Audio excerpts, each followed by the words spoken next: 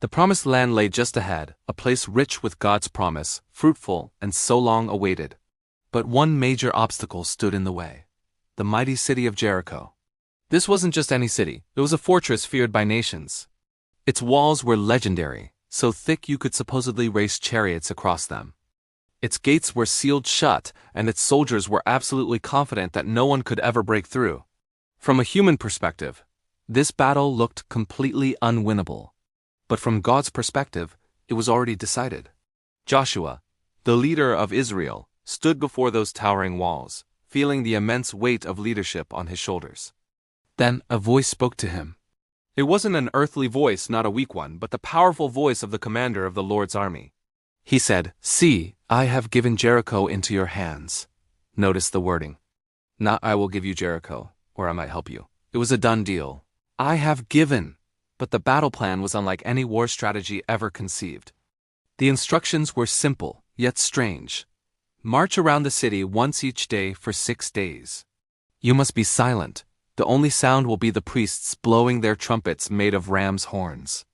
On the 7th day, you will march around the city 7 times, and then you will shout. No siege engines. No battering rams. Just pure, radical obedience. Imagine day 1. The Israelites must have been so confused, but they followed the command. They walked. Day 2. The soldiers on Jericho's walls probably started to mock them. But still, they walked. Days 3, 4, and 5 came and went. From the outside, it looked like nothing was happening.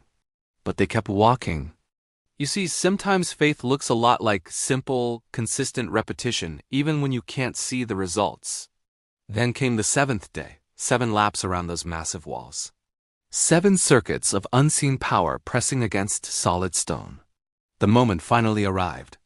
Joshua raised his voice and commanded the people, "Shout! For the Lord has given you the city." And a roar of faith exploded from the entire nation. The trumpets blasted. The ground began to tremble. And the walls, the very pride of Jericho, collapsed in an instant. They didn't fall inward, crushing the attackers.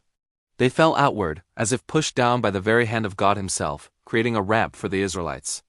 Israel rushed in. The victory belonged to the obedient. This story is about more than just the fall of a city. It's about the rise of trust. It's powerful proof that God doesn't need our strength to win battles. He only needs our surrender. The story of Jericho teaches us a timeless lesson. When God gives a command, our obedience becomes the weapon. And the walls in our own lives that look unbreakable today can crumble in a single moment when faith decides to walk forward. Thanks for watching. If this story encouraged you, please like, share, and subscribe for more content. We'll see you in the next video.